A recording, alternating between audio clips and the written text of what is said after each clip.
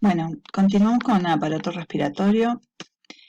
De lo que vamos a ver de aparato respiratorio en este momento es específicamente las alteraciones que puede presentar esto desde el punto de la semiopatología clínica o también cuáles son los datos anamnésicos y síntomas principales que nos dan una idea de una patología respiratoria.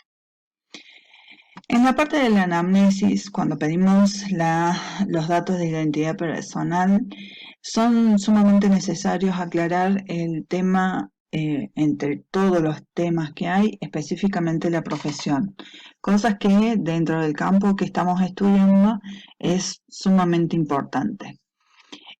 ¿Por qué adquiere mucho interés en la parte del aparato respiratorio? Porque dependiendo de la ocupación, es específicamente las patologías que se pueden dar.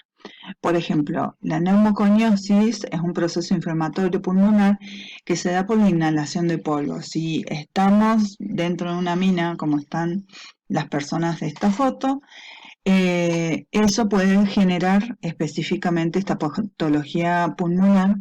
También otro de los ejemplos es el enfisema pulmonar, que es un proceso en el cual el alvéolo pierde la capacidad de contracción porque el músculo liso que tiene dentro de sus tejidos que lo conforman se rompe, entonces queda el alvéolo abierto. Eso se da específicamente en patologías o en profesiones en las cuales se exige mucho al aparato respiratorio. Por eso ahí el ejemplo que pone la diapositiva es la de músicos que utilizan instrumentos de viento o, por ejemplo, en los trabajadores del vidrio que tienen que soplar para formar los diferentes elementos.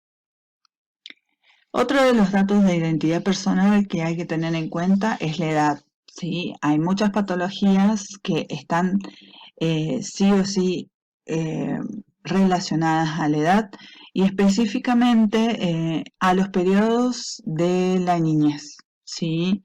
Por ejemplo, hay que tener en cuenta que cuando el bebé recién nace, en el primer mes, no solamente respira por nariz, por lo cual no hay que exponerlo a ningún tipo de patología respiratoria, eh, porque por boca no va a poder suplir la respiración. Entonces, hasta que no se dé ese reflejo que cuando se tapa nariz respire por boca, va a ser incómodo. También hay que ver la edad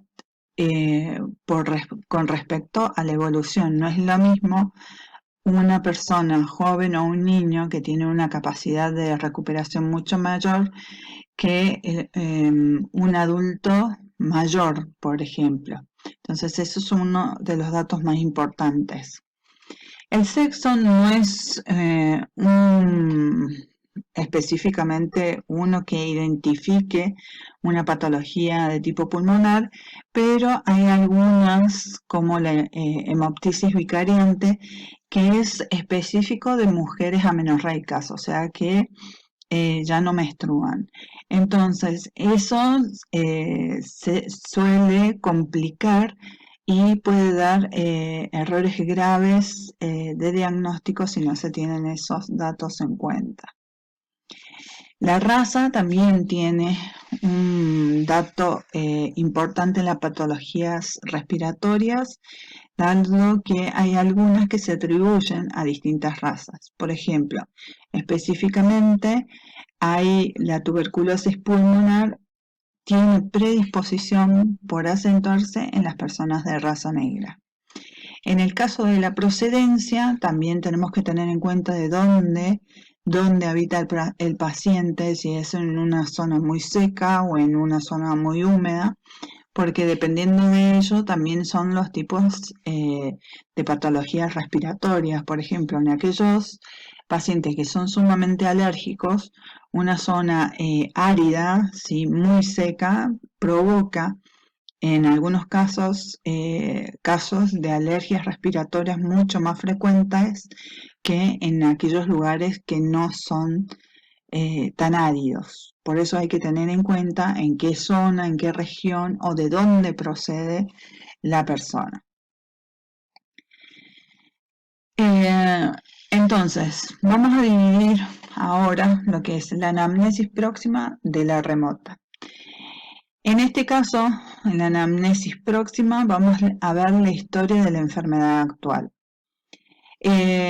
Conoceremos también el modo de comienzo, la iniciación de síntomas que acompañan a la enfermedad y de qué modo han ido evolucionando o han cursado esta enfermedad, ¿sí? Por ejemplo, la neumonía, el infarto pulmonar con su dolor de punta de costado que es muy intensa y característica, ¿sí?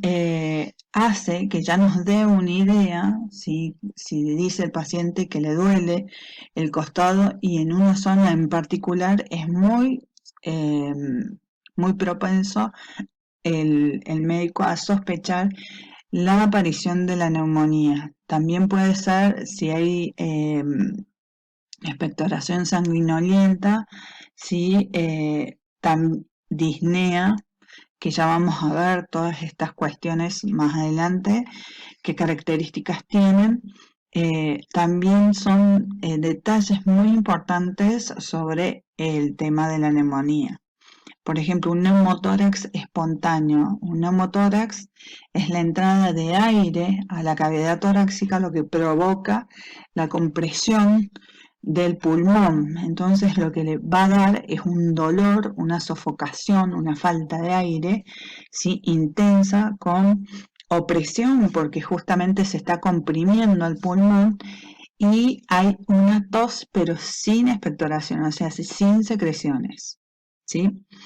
Otras enfermedades pulmonares, tales como la tuberculosis o el cáncer, por ahí pasan desapercibidos los primeros síntomas, pero después entran a aparecer detalles que me empiezan a mostrar que hay un mal funcionamiento del aparato respiratorio. Sobre la evolución tenemos que ver que hay distintas formas en que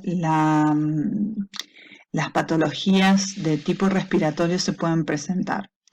Una que es una evolución sostenida, o sea, que comienza en forma brusca y se mantiene con la misma sintomatología todo el tiempo. O sea, si nosotros hiciéramos un gráfico, la línea sería una línea recta.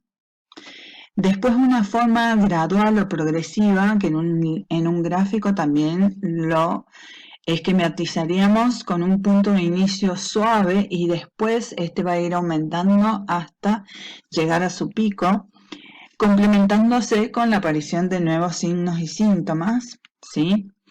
Y otra, la evolución por etapas, o sea, en un momento la patología respiratoria se presenta con estos casos, con estos síntomas, con estos signos.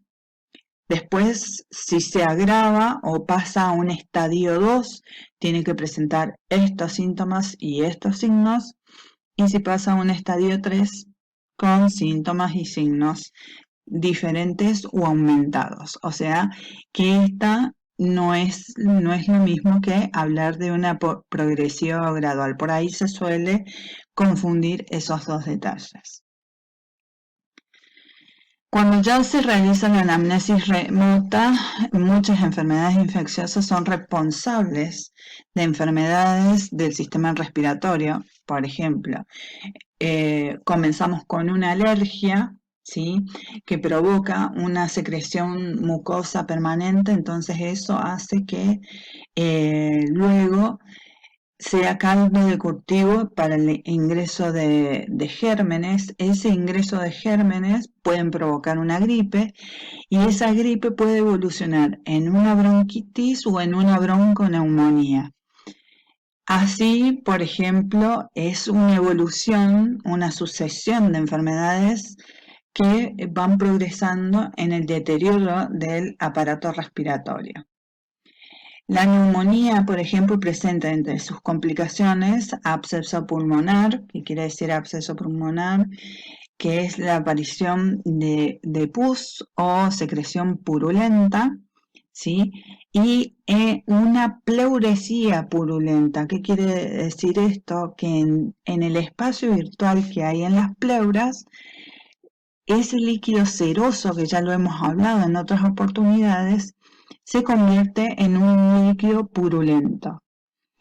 Esa es una complicación bastante grave de la pulmonía, que lo que hay que hacer es urgente ingresarlo a quirófano y producir el drenaje de ese líquido purulento. Otra de las patologías son las flebitis. Las flebitis son inflamación de las venas, las cuales, al no permitir que la sangre circule normalmente, puede provocar que se generen pequeños émbolos que se adhieren a las paredes de los vasos. En algún momento, esos pequeños elementos que se adhirieron se pueden desprender y llegar al aparato respiratorio tapando arterias, ¿sí? Tapando arterias o tapando venas. Entonces provocan un infarto pulmonar. La palabra infarto quiere decir la falta de irrigación. Entonces eso es una de las complicaciones más importantes que puede dar, por ejemplo, el hecho de tener solamente una flebitis.